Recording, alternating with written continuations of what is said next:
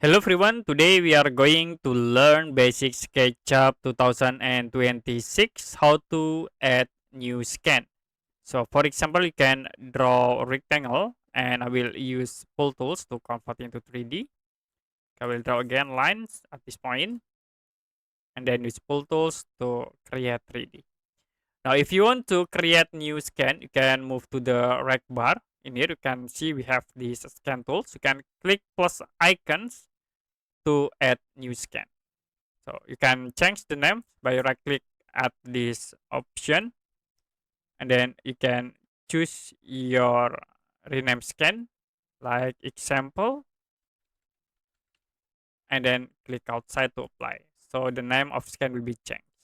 So I will change again view like into here. Click plus icons to add new scan and then you can see you can switch between this tab example and this scan too. So that's it for basic SketchUp 2026 how to add scan.